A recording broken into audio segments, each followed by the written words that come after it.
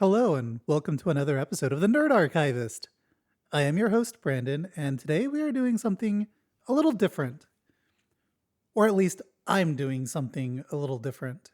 Firstly, I'm not doing RRR right now. I know I said I would, and I promise that I will, but The Boy and the Heron just released as of writing this, and I had to do an episode over it. RRR is still coming. I love that movie so much, I will be talking about it, just not in this episode. Secondly, this is going to be a solo episode. This episode will be kind of a kickoff of a series of solo episodes that I am planning on writing that will be mostly me just talking about movies, series, or anime that I've watched, like The Boy and the Heron, that I really admire and enjoy and want to talk about. There's also a good chance I may start making one offs as well about games I'm playing in my free time, like Black Myth Wukong or Alan Wake 2. I do love talking about media, and it's a big reason why I started the Nerd Archivist. Now, with all that out of the way, let's get started.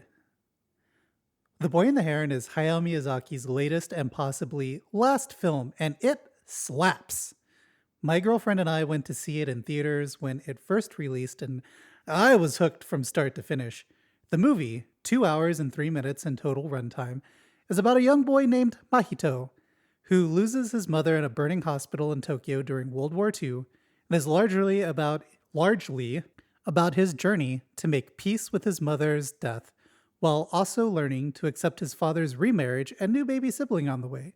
The journey itself is rife with metaphorical allegories that both tie to Miyazaki's past childhood experiences and current experiences as he navigates retirement and the loss of his longtime friend and rival Isao Takahata. It is both beautiful and heart-wrenching. In discussing this movie, there are three major things to keep in mind: the autobiographical side that references his childhood, and two books: How Do You Live by Genzaburo Yoshino and The Book of Lost Things by John Connolly. Both of these books play a huge role in both the philosophy and story structure of The Boy and the Heron. In fact, in Japanese, the name of the movie literally translates to How Do You Live? If you haven't already figured it out, I will be spoiling the entire movie, as well as the story and themes of both How Do You Live and The Book of Lost Things. If you have not watched The Boy and the Heron, you should stop, like right now, and go watch it. Unfortunately, it's not available for rent yet as of writing and recording this, but it is totally worth the $20 to own, and you will not be disappointed in this purchase. If you want to save your money, it will start streaming on, I think, Max, I believe, in September 9th, but I'm not for sure. Also, if you have any interests in How Do You Live or The Book of Lost Things, you should also go read and listen to them, or listen to them. They are both short listens on Audible anyways. Also, I will be referencing certain media that I got information from. I will put links in the description of the episode so you can find them and watch them on your own as well. Okay, so let's briefly discuss the two books, as I will be talking about them and how they relate to The Boy and the Heron as we go through the film. Firstly, we have How Do You Live, written in 1937 by Genzaburo Yoshino. It's important to note that he wrote this during the rise of fascist imperialist Japan and was imprisoned for 6 months for hanging out with those crazy socialists. He wrote this book as a thought experiment for children in hopes that it would lead them to be more kinder and compassionate towards others and to be able to think for themselves instead of leaving the state schooling institutions to do that for them. The book itself follows a kid named Junichi, or Juichi, I think Junichi, who is called Copper, which is short for Copernicus, because just as Copernicus discovered that the Earth was just a small part of the universe and that everything did not, in fact, revolve around it, Copper discovers that we, as individual peoples, are just a small part of a bigger and ever-evolving social organism, and that our actions don't just affect us. but those that orbit with us as well. Each chapter further explains these ideas through encounters that Copper has and through the letters that his uncle writes to him afterwards, explaining the importance of exploring such thought patterns. The other book of importance is the Book of Lost Things by John Connolly. The Book of Lost Things is about a young boy named David who loses his mother to tuberculosis and runs away to a fairy tale world to find his dead mother when his father remarries a few years after her death. The Boy and the Heron follows the story structure of the Book of Lost Things while embodying the ideology of how do you live. It's really fascinating, and I cannot wait to dive into this with all of you. Now, having said that, let's jump into the film. The movie is set in World War II Tokyo and starts with our protagonist, Mahito, being awakened by air raid sirens. Two retainers run past Mahito's room, and he awakens and follows them to see both the area where the hospital was completely drenched in fires and his father crying out that she's still there. Mahito cries out, "Mother!" and runs out into the streets towards the burning hospital in what is one of my favorite scenes in the whole movie. Like, the movie just starts out strong. The area around him as he runs is distorted into this almost surreal nightmare where everything around him bends and moves with the intensity of the flames, and people cry out in anguish. The hospital is like entirely engulfed in flames, and Mahito's mother, of course, dies in the flames. The movie then picks up 3 years later, and his father remarries his dead wife's sister, and they escape to a rural prefecture. It's also important to note that Mahito's father, Shoichi, is an engineer working for the Japanese military, creating canopies for their fighter planes. The scene picks up with Mahito and his father waiting on his new wife to pick them up and take them to their new estate. It's also important to note that Mahito looks very emotionally withdrawn and does not like that his father remarried and is a little uncomfortable at the notion that she's also pregnant. So if you were to look at Miyazaki's early childhood, his father was director of the Miyazaki Airplane Company and contracted to the Japanese government to make steering rudders for Zero fighter planes, and his mother was diagnosed with spinal tuberculosis and was sick for a lot of his childhood life. Sound familiar? Sounds a little familiar. There's a short video called Hayao Miyazaki's Thoughts on Creativity and Imagination by Psych2Go on YouTube. Again, links in the description. That opens talking about how Miyazaki's earliest childhood memories were of bombed out cities, and that he and his father fled in the middle of the night once at like 3 or 4 years old while the city they were in was getting firebombed to hell. It's also important to note that both David and Copper also lost parents in their respective stories. Copper loses his father, and of course David loses his mother, also to tuberculosis. David's father also worked with the government as a special coder and it takes place during World War II Britain, while they are also dealing with Nazi air raids. So you have the bombing of both areas. David's new stepmother, Rose, is also pregnant and is a huge source of stress and a key instigator in the plot of the Book of Lost Things. Now, arriving at their new estate, Mahito makes eye contact with a large gray heron, and then as they walk through the outer hall of the estate, the heron swoops in and flies low through the hallway and over their heads. Natsume, Mahito's mother's sister and his new stepmother, which is a mouthful, remarks that this is the first that has ever happened. We are then introduced to the old ladies who act as the maids for the estate. I, for one, have always loved how Miyazaki portrays the elderly, as he never portrays them as old and garish or just unable to move or disabled, but rather he portrays them as lively and full of personality. Think like the old witch sisters from Spirited Away, or the old lady that Kiki helps in Kiki's Delivery Service. Also, Miyazaki is 83 years old and still quite lively himself. There's a wonderful documentary I watched on YouTube about Miyazaki while he was making The Boy and the Heron. It's called 2399 or 23 sorry, 2399 days with Miyazaki. Sorry, I've been describing this to everyone as 2399 because it's just easier to say, but 2399 days with Miyazaki. And there were several shots of him out just splitting wood at 82, just chopping fucking wood. Crazy. Anyways, the old maids are squabbling over Shoichi's luggage, looking for canned food items and cigarettes and other items that have become hard to find during war times. The Heron reappears again, but this time he grins, bearing human teeth. And Mahito passes out like immediately after being introduced to his room. He dreams of his dying mother and the burning hospital, and he cries in his sleep. Waking up, Mahito goes outside and sees the Heron again, and this time he follows him to a mysterious European tower.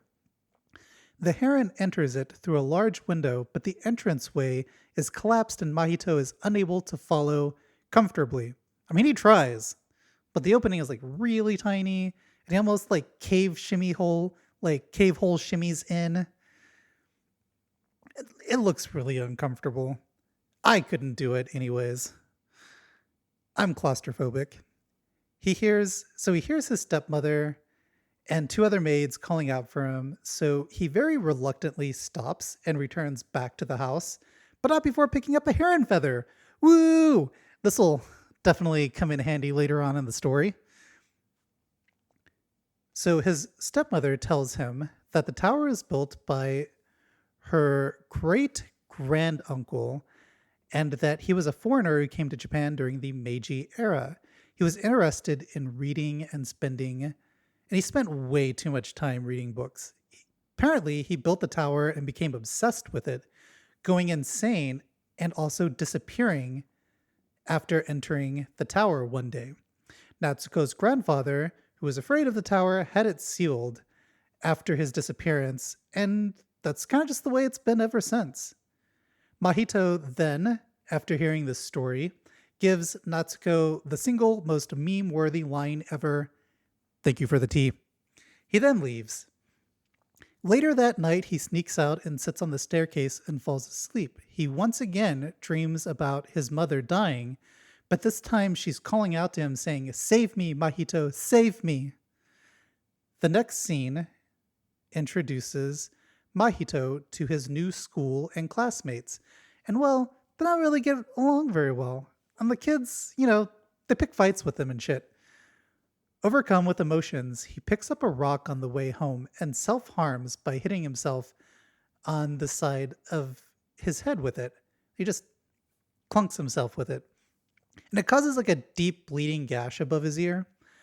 I really like this scene as it's the first time in a Ghibli film that anyone is depicted doing self-harm. And it's not in a way depicted in a negative or stereotyped fashion. It's really well done, and it brings awareness to the fact that sometimes people have a hard time dealing with emotions of anger, rage, deep depression, and it leads them to lash out on themselves in different forms of self-harm, i.e. cutting or just hitting themselves. Also, I just kind of want to put into, he did research on this ahead of time, having lots of conversations with young teenagers who cut and the reasons why they cut. He just did a great job with this scene. I think that's really cool.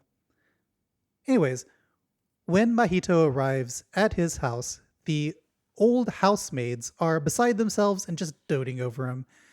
His father comes to his bedside demanding, "Who did this to him?" And, even though Mahito tells him that no one did this to him, Shoichi still demands to know who the kid or kids were that did that to him, and that he would go and have a word with the headmaster. The scene is also important as it shows that Shoichi really doesn't listen to or pay a lot of attention to Mahito. Later, a doctor visits and stitches the side of his head up. While Mahito is resting, the Heron visits again, And this time it sticks his head into the opening of the window and starts crying out, "Save me, Mahito! Save me!" in Mahito's mother's voice, and then pulls out and flies away. Mahito then grabs a wooden bokken and runs outside to confront the gray heron, which probably isn't really that good for his freshly stitched head. But anyways, surprise! The heron pulls a Sun Tzu and attacks from the direction of the sun, concealing his descent until it was too late. The heron then snatches the wooden bokken in his mouth and breaks it with ease. The heron then stands in front of him and speaks, "Your mother is still alive." And as he says this, the fish begin to speak, saying, "Join us, join us." And the frogs start to pour out of the water and begin crawling all over Mahito, covering him almost entirely, also saying, "Join us," over and over and over again. Thankfully, though, Natsuko fires an arrow and it hits the water between the heron and Mahito, and the fish and frogs disperse. Now, these events mirror, in a way, David's journey through the early parts of the Book of Lost Things. Just as Natsume's granduncle was obsessed with reading, so was Rose's granduncle. More so, both of them obsessed over books and reading and seemed to want to escape from reality, or the reality that they existed in. It's also interesting to note that just as the frogs and fish start talking to Mahito, so did the books also talk to David as well. There's a lot in the early chapters where their books just start talking to David randomly off of the bookshelves, and it's really weird. And he thinks he's kind of going crazy when it happens. And he's also like 11, I believe. So, it's a crazy event for him. Both characters also have a bird that calls out to them in their mother's voice. Mahito with the heron, David with a magpie in his window. Also, this is a time that David's stepmother gives birth to his new sibling, and David's dad stops paying attention to him, and he starts to feel abandoned. And I bring this up because though Shoichi does dote over Mahito, he doesn't really listen to him, and that adds to his overall sadness and frustration. Also, it's worth noting that Miyazaki himself also did not have high opinions of his father and his lifestyle. I couldn't find any articles directly over this, but if you just do a quick wiki search over his early childhood, it'll tell you his thoughts and feelings on his father in general. And he definitely had higher opinions of his mom than he did of his dad. But anywho, after the crazy heron fish frog encounter, Mahito barters his father's cigarettes. So he's been taking his father's cigarettes out of his luggage. And he barters it with one of the retainers at the house to help him sharpen some metal pieces. Now, from a distance, one of the old maids sees what he's doing and sees the cigs the old guy is smoking, and she puts two and two together and also tries to cut a deal with the boy, saying she's got real arrows if you just give him one of those cigarettes. But Mahito is a very determined boy, and he turns her down. Also, he used the last of the cigarettes to barter with the old guy, so oops. The next scene is a montage in which Mahito then makes a bow and carves out an arrow and uses the heron's feather as fletching. That's important. Mahito knocks over a stack of books by accident afterwards and notices a book in the stacks addressed to him by his deceased mother. Can you guess what the name of the book is? Can you? Well, I'll tell you what it is. It's a copy of How Do You Live? Miyazaki liked the book so much that he put it into the movie as an actual physical manifestation. Another quick wiki search, because I couldn't find a lot of articles about his relationship with his parents, so I had to rely on Wiki for this one, for Wikipedia. But another quick wiki search will tell you that Miyazaki loved his mother a lot and respected her. She definitely questioned a lot of social norms and encouraged Miyazaki to draw his own conclusions and think for himself. This parallels Copper's relationship with his uncle, which could be a big reason why Miyazaki was drawn to this book and why he put it in his film and works their philosophies into so many of his other films. After Mahito looks through the book, he then looks out the window and sees Natsuko walking into the forest in the direction of the tower, wearing what appears to be a white kimono often depicted in Shinto cleansing ceremonies. Mahito grabs his bow and magical heron arrow, or heron fletched arrow, anyways. The arrow itself isn't magical, just the heron feather. And he heads off in the direction of the tower, joined by the old lady who tried to barter with him, who is also named Kiriko. Little fun fact about this scene, but the entranceway to which the heron enters bears the sentence Facimi la divina potaste, which my Italian is fucking terrible, but it essentially means made by divine powers, which was taken from the inscription over the gates of hell in Dante's Inferno. It's a way longer piece. I'm not going to go into it because it's all in Italian. But yeah, that's pretty neat, I think. It also kind of implies that maybe this gateway is not just a gateway into a really old tower, but maybe a portal into something a little different. So the heron appears, and the lights in the entranceway turn on, beckoning Mahito and Kiriko to enter, and boy, oh boy, do they oblige. Mahito sees Natsuko laying on a fainting couch and touches her shoulder, only to have her start to melt on the floor. The heron arrives and does some mean snickering, and Mahito pulls his magic arrow on him. The arrow chases the heron down because it's made by his feather and pierces his bill, revealing, a tiny little Mario man inside his mouth. And he really does look like the little Mario guy. After that, an old man appears at the top of the tower's spiraling staircase and reprimands the heron, saying, "Foolish bird, you were only supposed to lead him to the tower." The floor then turns to water, and Mahito, Kiriko, and the gray heron fall in. This scene is really interesting because David also has a similar experience in the Book of Lost Things, to which he encounters a trap in a castle covered in thorns, in which he sees his mother lying down and runs to her, as naturally a boy would, only to touch her and fall into a trap set by an enchantress. Oddly enough, though, this encounter happens a lot later in the book, not earlier in the book. So, some things are taken out of order and placed into the structure. But so Mahito then drifts through the water and comes to the surface in a strange new world on the beach of an island. I just want to say, man, can Miyazaki paint some clouds and water? Like, this whole scene is gorgeous and serene. It's very reminiscent of the way the water and clouds are portrayed in the train ride scene from Spirited Away. I know that's a very specific thing, but I couldn't help thinking about it every time I watch this particular scene. It's also one of my favorite serene scenes in a Miyazaki movie and in Spirited Away. But so coming to the island, Mahito spies a gate and a dolum, or essentially a large megalithic burial chamber, surrounded by cypress trees and ocean water. Now, friends and listeners, as you're all probably aware of by now, I play a lot of video games. Now, when I first saw this scene of the dolum and the cypress trees and how it's framed by the ocean around it, I was like, man, this looks a heck of a lot like the island painting from the game of Signalis.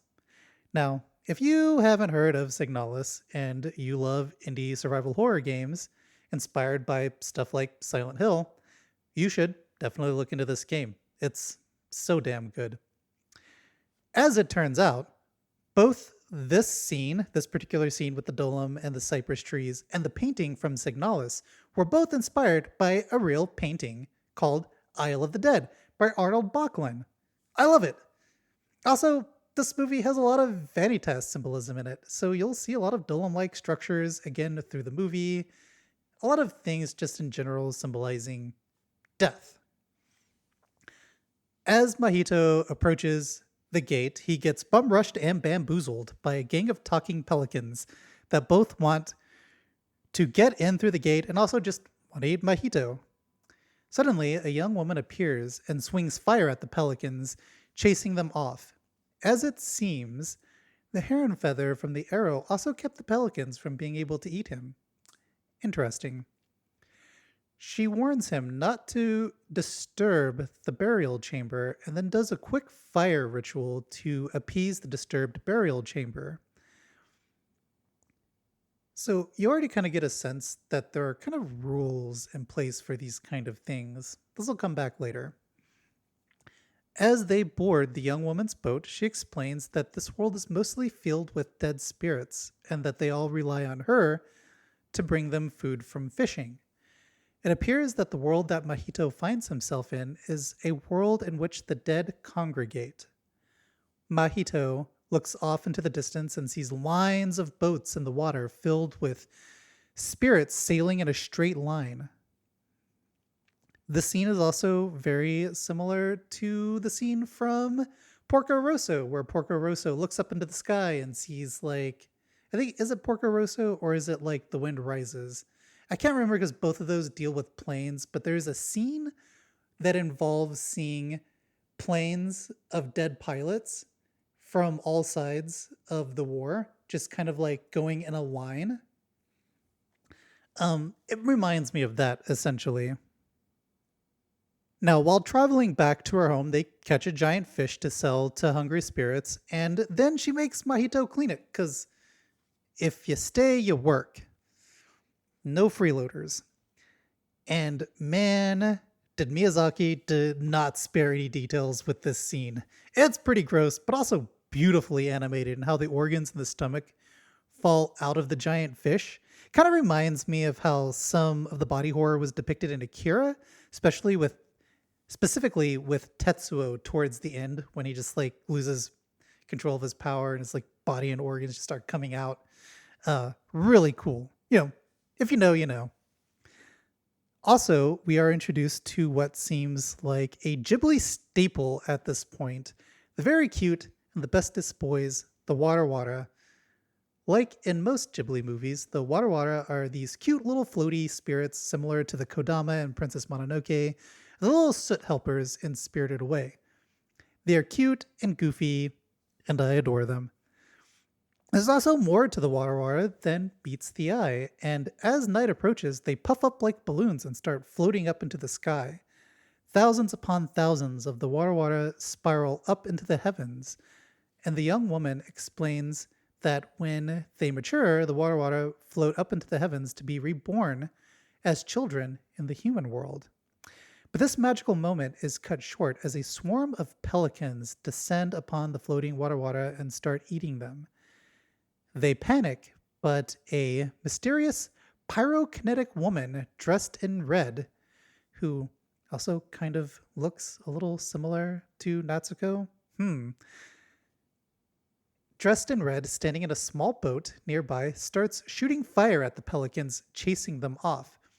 The young woman explains that this was Lady Hime, and like I said, as it turns out, she do look a lot like Natsuko.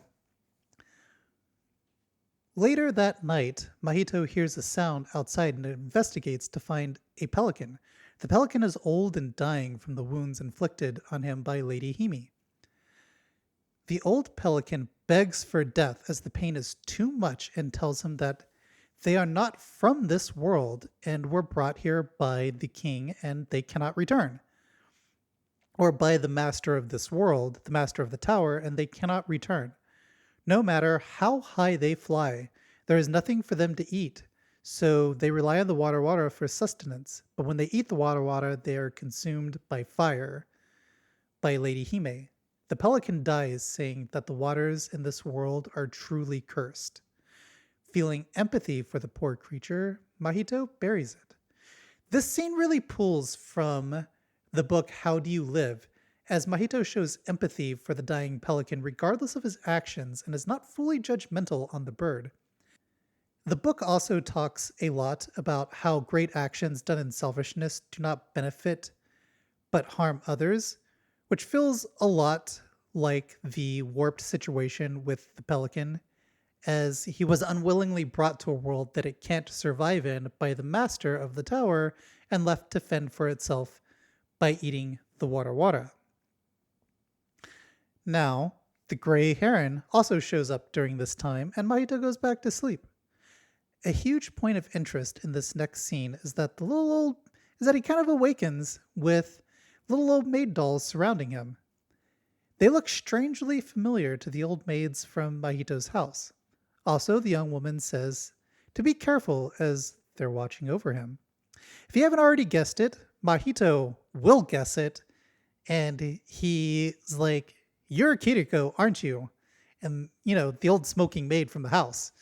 Kiriko is like, "Yeah, it was me. It was me all along." And she suggests that both him and the Gray Heron help each other to find Natsuko, and she then hands Mahito a small wooden doll of herself, like an older version of herself as the old maid, and tells him to keep it on him as she will also look out for him. The scene then changes back to the human world at Natsuko's estate, and everyone is searching for Natsuko, Mahito, and Kiriko. One of the old maids of the estate tells a story about how a meteorite struck the tower just around the start of the Meiji era, and that Natsuko's granduncle built the tower around the meteorite. She says that the tower isn't right, and that Mahito's mother, Natsuko's sister, was spirited away for a whole year while playing around that tower. Interesting. This definitely won't come back in any way towards the end of the story. Nuh-uh, no how. This section also relates to the Book of Lost Things, as Rose's granduncle also goes missing mysteriously. Craziness all around. But back in the mysterious underworld place, which in itself is a giant vanitas symbolism of what's going on right now. The Gray Heron and Mahito seek out a blacksmith. Before the blacksmith, though, another important scene happens. The Gray Heron complains about walking and that he can't fly anymore because of the punctured hole in his beak, and when Mahito says, "Why don't you just plug the hole?" the Gray Heron retorts that it can only work if the person who created the hole fixes the hole. So Mahito carves a wooden plug for the heron's beak. Now, upon plugging the hole, the heron reverts back to his full heron form and is like, "We were never friends, and you'll have to find Natsuko on your own." And then he tries to fly away. But that doesn't really work because he starts getting disoriented because his tongue keeps hitting like the bottom of the plug. And so it starts to come out. And so very sheepishly, he goes back to him and is like, "Hey, will you fix this plug a little better? It keeps knocking on my tongue." So instead of chastising him and refusing him, he quietly recarves the wooden plug and fits it back into the heron's beak. Now, this is an important other empathetic moment with Mahito that reflects ideas of how do you live. It's also an empathetic moment that will have positive consequences later in the story. So just really briefly, too, in How Do You Live, Copper has a lot of encounters in which he encounters people that most society at that time too would judge, people who are too poor to take care of themselves, people who are very self-righteous, people who bully others. And though he stands up for his things, throughout the book, he's constantly questioning it and finding the ideas behind it. Kind of like in Princess Mononoke, how, the Prince Ashitaka is like seeing with eyes unclouded by hate. That is kind of the idea, some of the ideas from the book How Do You Live?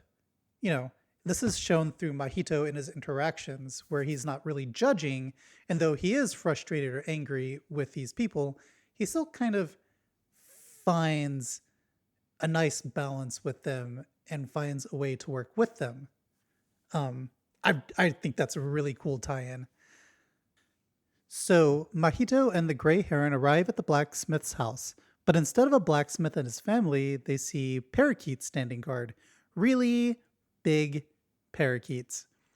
The heron says that the parakeets ate the blacksmith and his family, and that, like the pelicans, the parakeets were also brought to this world by the master.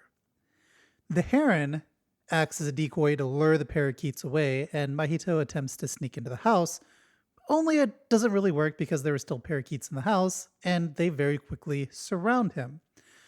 Mahito asks if they also ate Natsuko, like they did the blacksmith, and they said that they would never eat Natsuko as she is with child. Just then, Lady Hime bursts out of the hearth of the fireplace and grabs Mahito and pulls him into the fireplace. So this part is really neat because one of the two main antagonists in the Book of Lost Things is a pack of wolves that are constantly chasing David through the story. Now the thing about the wolves, though, is that they are starting to change more and more into humans, and just like the parakeets, to resemble more and more of the person that brought them to their unfortunate destination. Lady Hime then travels with Mahito through the flames to her house outside of the range of the parakeets. A few points of interest in this scene is that Lady Hime offers Mahito bread that tastes a heck of a lot like his mother's bread. I wonder why that is. Also, when they step out of the house, Mahito sees the tower and he says, "Man, that looks a lot like the tower in my world." And Himi's like, "Well, I mean, they're like the same tower. They're like the same tower." Essentially, the tower straddles many worlds, including the human world. Lady Hime then tells Mahito that she will take him to Natsuko and they head off for the tower. However, the parakeets have invaded the tower, so they have to sneak in. On the way to Natsuko, Hime shows Mahito the door to his world, which is numbered 132, and that if he ever wanted to go back, this was the door that would lead him back to his world. Now, as they open the door, they see Mahito's father and others looking fervently for Mahito, Kiriko, and Natsuko. This scene also gives one of the silliest lines. So at this point, the parakeets are onto them and they start to converge on them, which is why they open the door. And they step to the other side to hide from the parakeets in the human world. Well, Shoichi sees them and starts running towards them, which leads Hime to open the door, and a flood of parakeets spill out as they try to go back through the door again. And all these parakeets start reverting back to their original forms. Shoichi starts slicing at them with his katana and cries out, "Oh no, Mahito has become a parakeet!"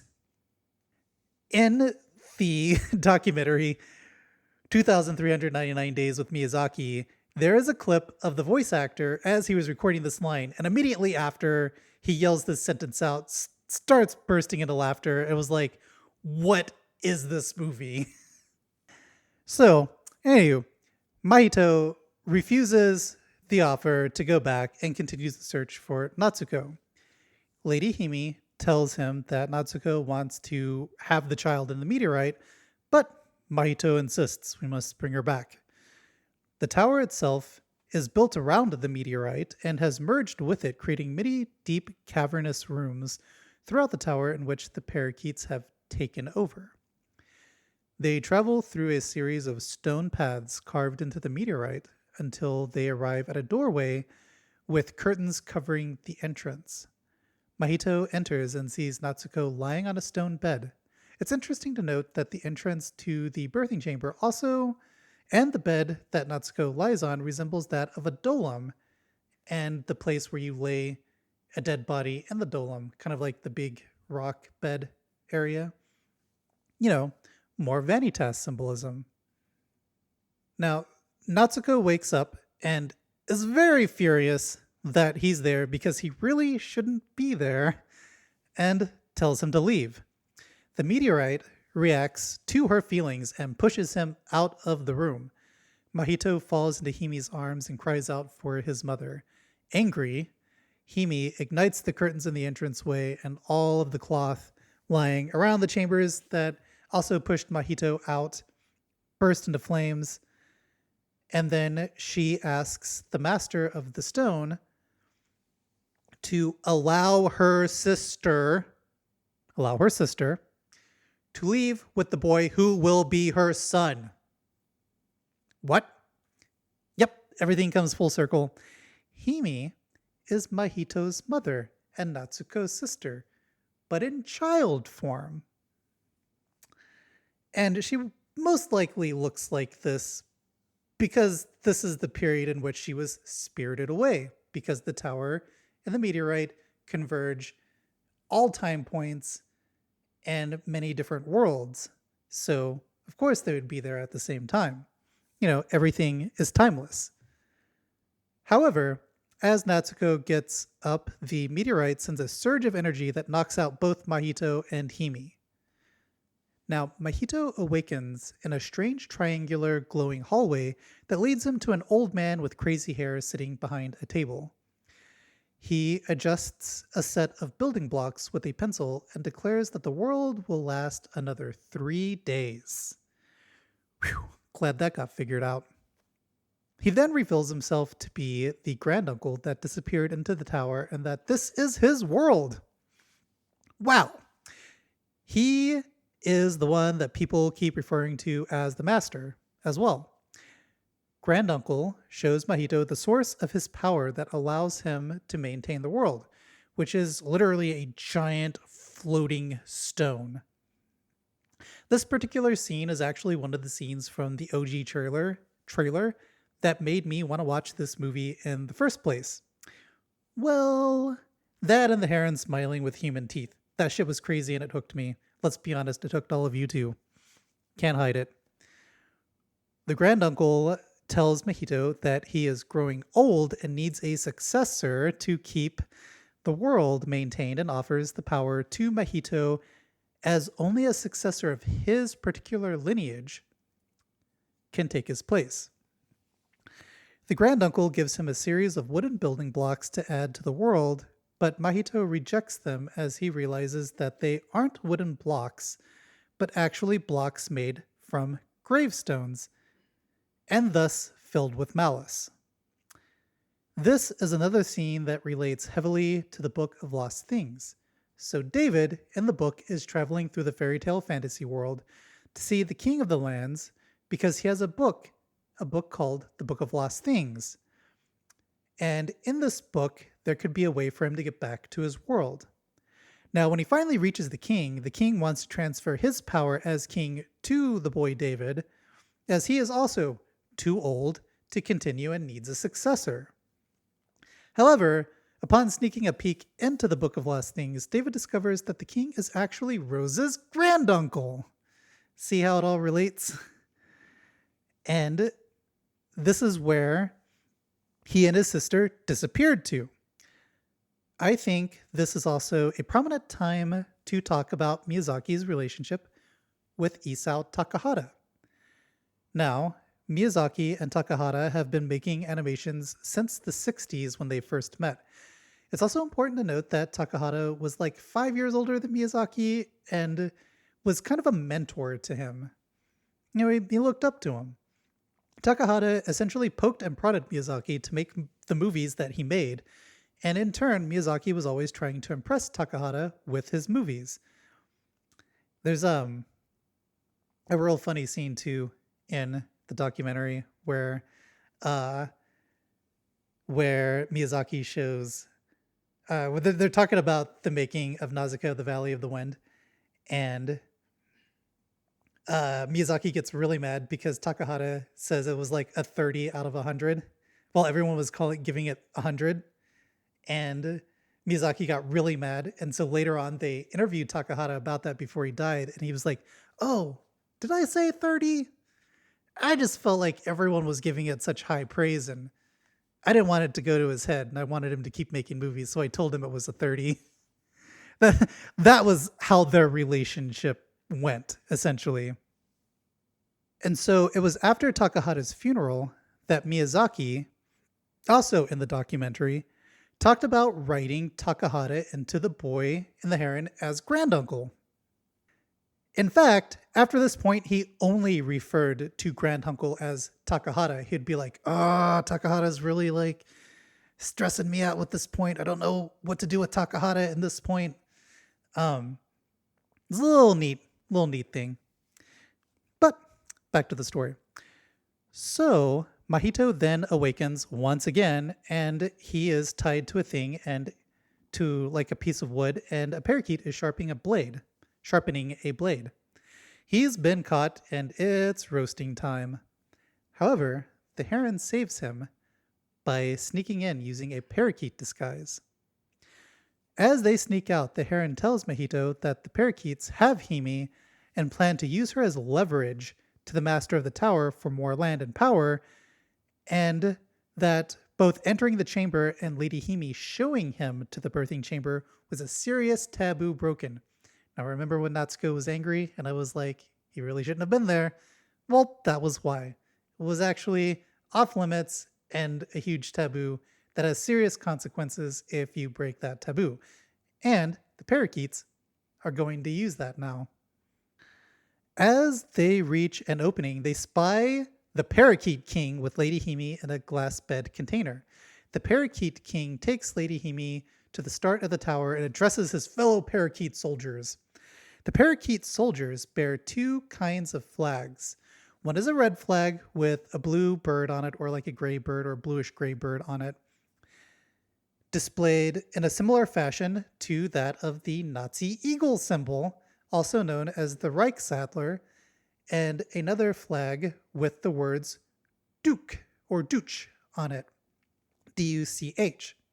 In doing research for this movie, I watched a video on YouTube under the channel Cinema Tokyo that highlighted various details and references, and one thing they pointed out was that Duch or Duke references the word Duce, which is an Italian word that means leader and was especially used by Italian fascists when they regarded Mussolini. Yikes! Yeah, if you haven't guessed it yet, the parakeets are kind of fascists. And if the master of the tower doesn't comply with the terms of the Parakeet King, then he will make them comply with force. Also, before I move on, I do want to credit Cinema Tokyo for the reference to Dante's Inferno, written over the tower entrance at the start of the journey, as I would have never found that, but in watching that was also one of the points on there. And a few other points, I think, throughout this movie that I reference, I pulled from that as well. Some of the things he says is a little outlandish. I would take it with a grain of salt, but overall, it's a pretty good video if you want to watch it for yourself. Again, links in the description of the episode. Sick. It's also important to note as well that in the Book of Lost Things, the human-like wolves are also pretty fascist and want to kill the king of the lands and take the power over for themselves. The leader of the wolves, Leroy, also talks about needing to look strong and important, and the importance of not showing mercy and taking things with force. So both the wolves and the parakeets are also pretty fashy in the story. Now, realizing, sorry, I can't speak today, realizing that Mahito and the heron are following them, the Parakeet King smashes the bridge that connects the doorway to the Master's domain, effectively cutting them off from the glowing triangular doorway that Mahito awakened in previously. The Parakeet King brings Lady Hime to the Master of the Tower, and they go for a simple walk. Also, it's interesting that the meteor did not want them to enter, as it kept sending shockwaves to the door, and the Parakeet King and the helpers entered. Like, he literally just gritted his teeth and pushed through it.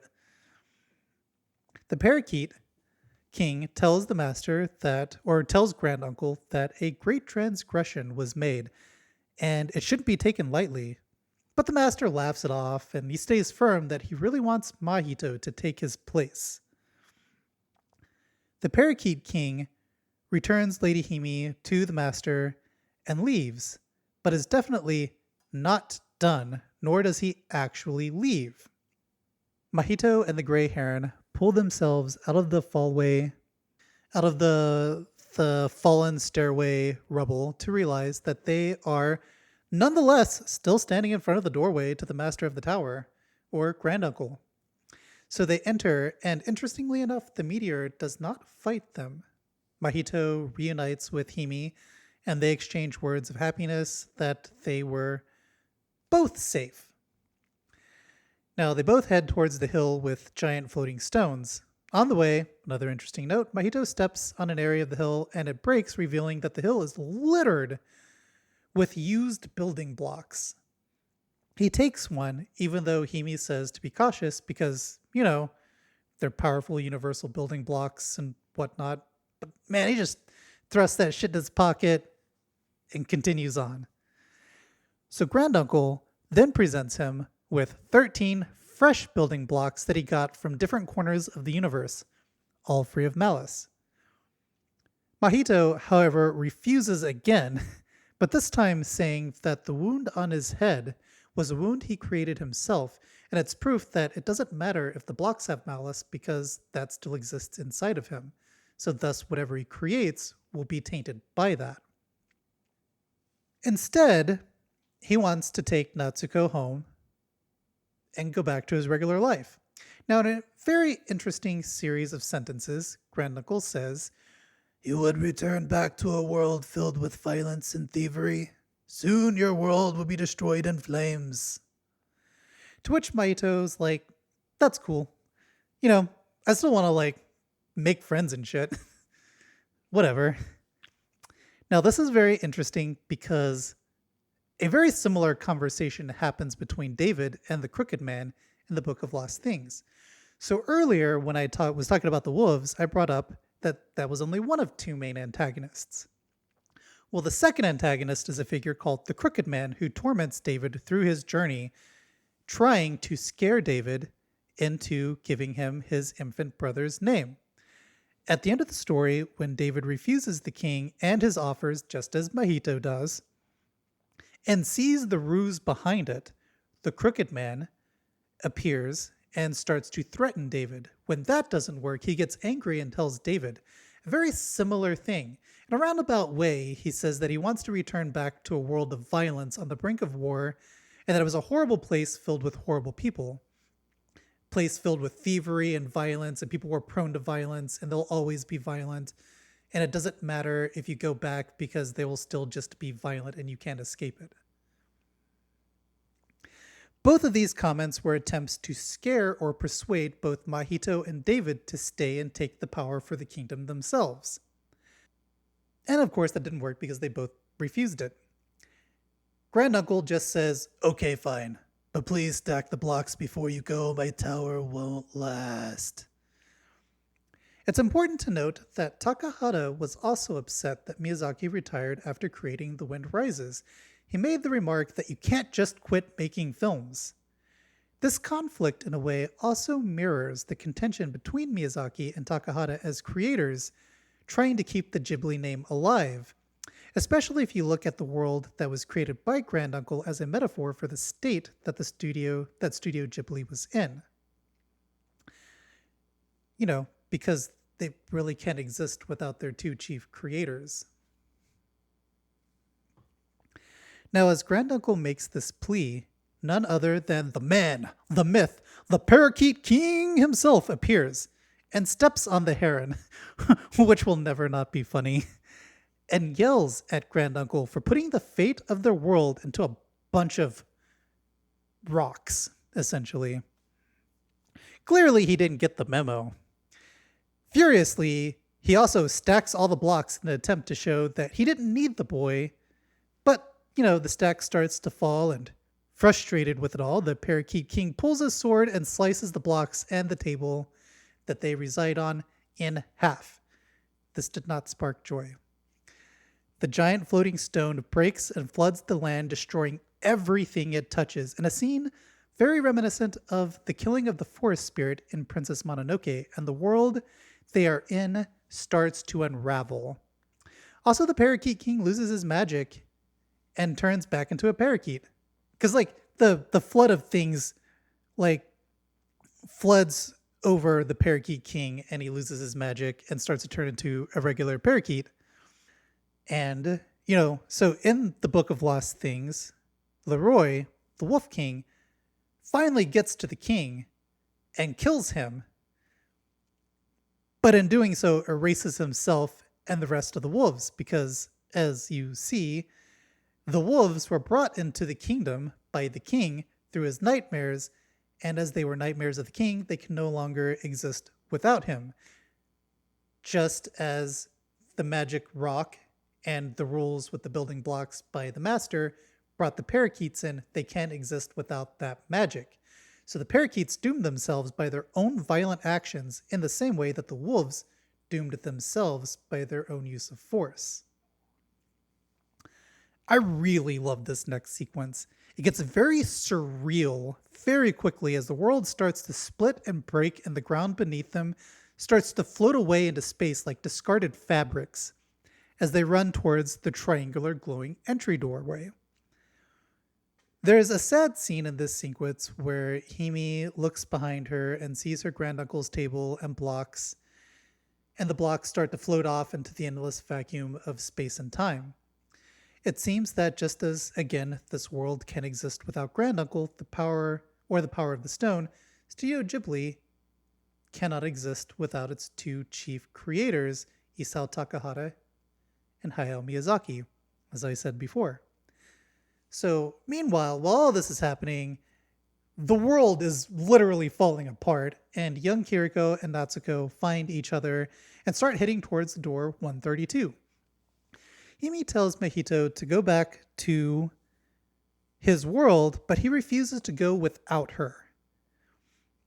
She then says that her door is another door as she needs to go back so she can be his mother. This surprises him because, well, we picked it up. He didn't really pick it up. And so he pleads with her to not do that because she will just die in a hospital fire. But she shrugs it off because she ain't afraid of no fire. They all meet up and Natsuko and Mahito leave in their doorway while young Kiriko and Hime leave in another. Also, she says one of the most beautiful things in that whole time in which Hime was like, I want to go back and give birth to you because you're such a great son and like a joy to have. And, I think there's a little bit of that with like Miyazaki and his mother. But anyway, they all meet up with Natsuko and Mahito, and Natsuko and Mahito leave in their door while young Kiriko and Hime leave in another because obviously they're younger and thus in different time points. Which I don't know if it was directly stated in the movie, but I think maybe Kiriko, just as David and his sister left for the fantasy world in the Book of Lost Things, I think maybe Kiriko also got spirited away with Hime because they both leave through the same door, which is back to their particular time period. It would make sense since, Hime would be the age that she is as a mother and Kiriko would be an old lady because she's a strong young woman. So the ages kind of match up in that way. So they all return back to their world as the tower starts to come apart completely. And as it shatters and starts to crumble, the parakeets and the pelicans start to pour out of the tower, with the parakeets losing their magic that made them human-like, and they once again become just regular-sized birds. And, of course, the Parakeet King appears as the most colorful of all the birds. And so they stand in the chaos of the birds flying around them and also bird shit all over them. That was kind of a gross point in there, but I thought it was kind of funny that they're all covered in parakeet shit. But so the heron appears next to Mahito and tells him it would be best to forget this and that this exchange ever happened and that in the end he would ultimately forget about it. Mahito pulls out a building block in the tiny Kiriko doll, and the heron, surprised, says he should also get rid of that block too, but then says it doesn't matter because he'll forget what it was about anyways. Before He reverts back to his Heron self. He says, "Farewell, friend," and disappears. Remember way back when he chose to help the Heron despite the flaws? Well, it developed a friendship because when you don't hate people and you try to understand them, you build bridges of understanding. I know, crazy thought, right? Um, this is also an interesting scene too, because as David ends his journey and returns back to the tree that he came out of, the woodsman shows up. And the woodsman is a person that David meets earlier on in the story. He's kind of like a father figure to him.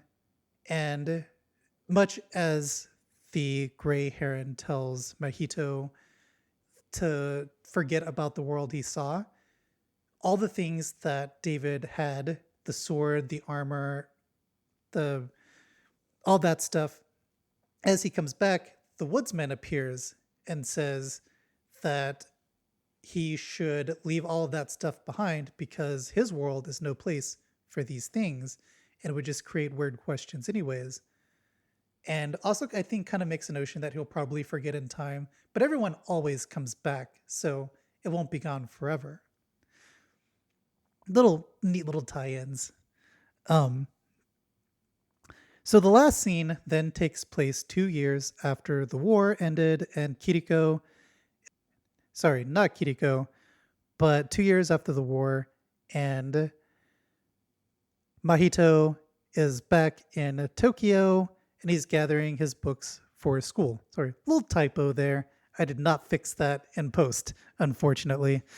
So they're back in Tokyo. He's gathering his books for school. As he reaches the stairway down to the foyer, he is greeted by his father Shoichi, his stepmother Natsuko, and his new younger brother. Because instead of fighting it, much as the story goes with David, instead of fighting his new family, he learns to accept it.